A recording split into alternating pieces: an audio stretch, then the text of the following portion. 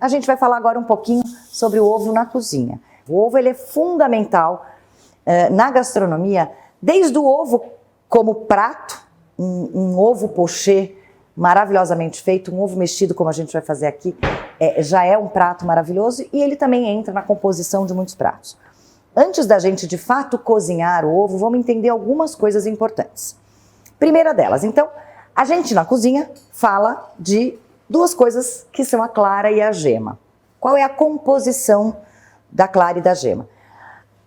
Num ovo existem, não são milhares, mas dezenas de tipos diferentes de proteína, açúcar, água, gordura, são os ingredientes principais. Proteína, água, açúcar e gordura. Na clara, a clara representa aproximadamente 2/3 do peso do ovo. Então, 2/3 do ovo é clara. A clara, ela tem principalmente como componentes água e albumina. A albumina é a proteína mais importante da clara. A albumina é uma proteína maravilhosa que, pelo seu formato, e aí tem uma coisa de estrutura mesmo da proteína, pela estrutura da proteína, ela é uma coisa emboladinha que conforme a gente bate, então coloca movimento e vai entrando o ar, ela se desenrola e vai encapsulando o ar. Essa é a maravilha da albumina pra gente na cozinha, porque ela vai fazer a clara em neve, ela vai fazer a espuma, que é fundamental para o bolo, para o pão de ló, para um soufflé, para uma preparação. Então, na clara, que compõe 2/3 do ovo, a gente tem albumina e água. E a clara coagula a aproximadamente 75 graus, 70 a 75. Coagulação é o nome, quando a proteína cozinha, coagula, então 75 graus. A gema, 1/3 do ovo, ela tem quase todos os nutrientes e calorias estão na gema. E a gema tem 3 ingredientes importantes na composição.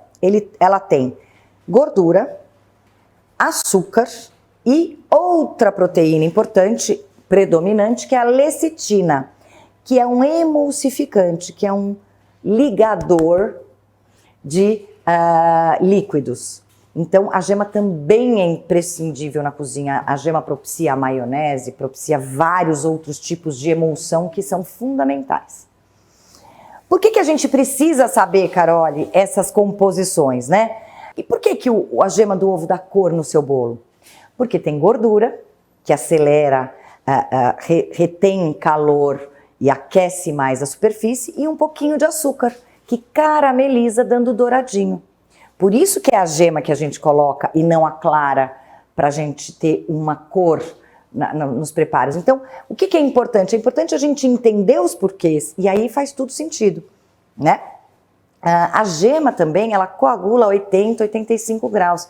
Então, uma temperatura um pouco mais elevada, por conta dessa composição, do que a clara. Isso explica porque eu cozinho o ovo na panela, a clara fica dura e a gema fica mole. Porque a temperatura de coagulação, de cocção delas, é ligeiramente diferente. Isso é importante, tá? Então, já sabemos que temos clara e gema e que cada um separadamente tem uma função importante. A gente sabe, já vimos aqui que os ovos eles vêm em tamanhos diferentes, né, de acordo com essa classificação. E aí, quando eu preciso de precisão, então eu que sou confeiteira e eu quero que o meu bolo saia todo dia do mesmo tamanho, eu convenciono, ou é conveniente, que a gente use sempre ovo em receita precisa em peso. Então, se eu for escrever a minha receita que vocês vão fazer comigo de pão de ló, que são 5 ovos, eu deveria colocar, eu uso um ovo de 60 gramas, que significa 20 de gema e 40 de clara. Então, a minha receita seria 100 gramas de gema e 200 gramas de clara. Ai, meu Deus, matemática essa hora, né? Aí eu vou ter sempre um padrão. É claro, um bolinho ou outro em casa, ok, não tem problema nenhum. Mas é importante a gente entender que tem essa diferença.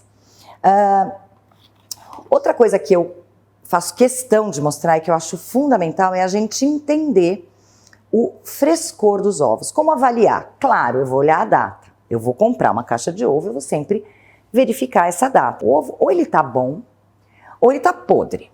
Então, como é que eu me asseguro que esse ovo tá bom? A gente faz um teste. Primeiro, abrir o ovo, se tá bom ou ruim. E para ver quanto ele tá fresco, existem algumas maneiras de se fazer. O ovo, então ele acabou de sair da galinha, ele tá cheinho, cheinho, cheinho.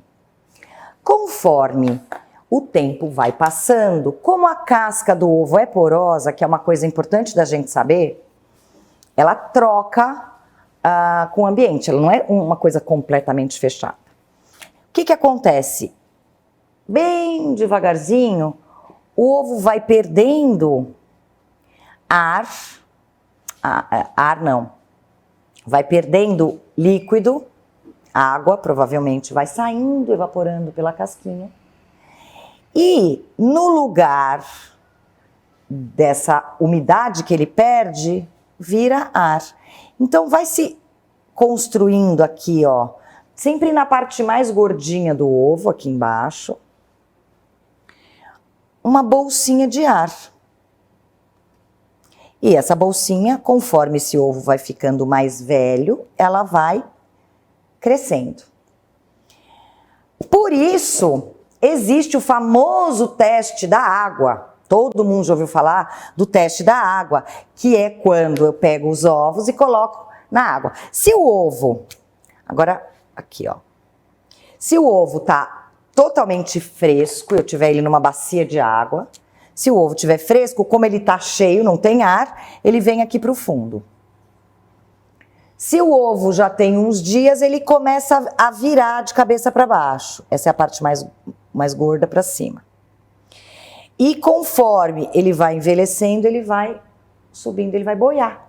Porque às vezes a gente vai comer um ovo cozido a gente não abre antes, né? Cozido na casca. Todo mundo já deve ter visto uma vez na vida um ovo que você pega o ovo descasca o ovo para comer, ele tá assim. Ai, gente, que desenho horroroso, né? Ó, um ovo assim, ó. Aí ele tem uma coisinha aqui embaixo, vocês já viram isso? Eu sei que já, porque todo mundo já passou por isso na vida. Isso significa que é um ovo que já tá passado, ele fica até em pé, ele fica com um buraquinho assim. E isso é essa bolsa de ar aqui. A gente vai aprender então o teste de dispersão.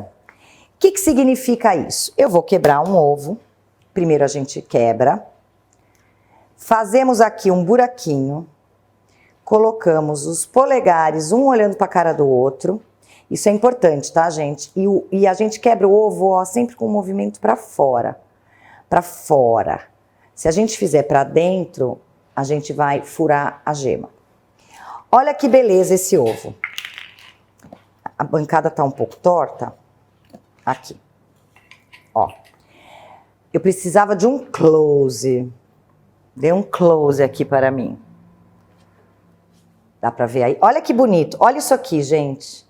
Tá vendo que essa clara, olha como ela tá viscosa, espessa, gordinha. Isso é um ovo fresco. Conforme o ovo vai ficando mais velho, essa viscosidade é que nem a gente, quase assim. A gente perde colágeno, começa a cair tudo, é igual. E aí, essa parte aqui, ó, mais aguadinha, tá vendo? Ela é normal, todo ovo tem isso, mas o ovo fresco, o ideal é ter pouco disso e muito disso, como tá nesse.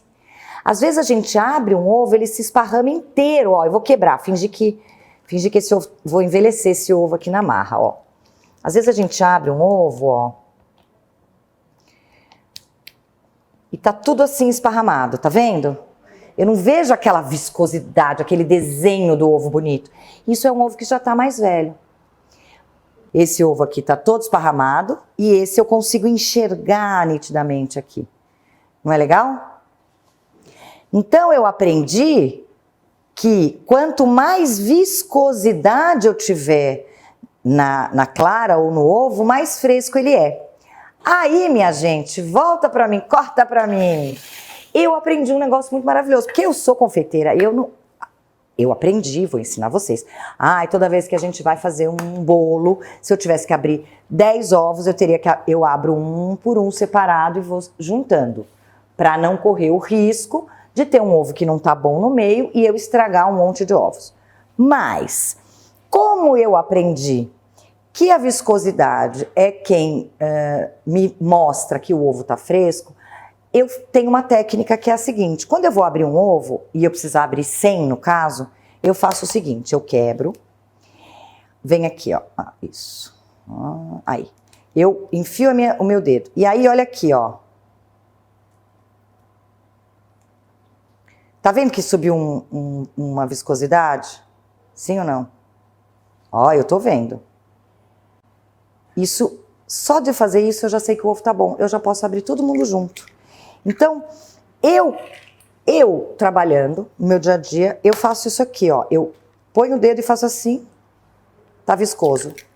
Eu abro 1000 ovos de uma vez, sem problema. Se por acaso eu quebrar um ovo e não sentir que tenha uma viscosidade, aí esse ovo eu quebro separado, por via das dúvidas. Dessa forma eu ganho agilidade. Não precisa fazer isso, tá, gente? A gente vai aprender e entender o frescor do ovo abrindo. Isso é fundamental. Aliás, se você quiser fazer um ovo pochê perfeito, tem que ser um ovo absolutamente fresco. Se for um ovo que já está mais velho e que está com a clara muito sem viscosidade, quando você puser esse ovo na água para cozinhar, ele esparrama todo. Eu falo que vira um fantasma assim, ó, na água.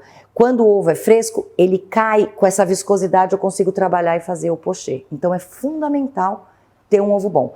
A clara em neve de um ovo fresco, eu bato na temperatura ambiente em segundos. Na mão, não preciso nem de batedeira.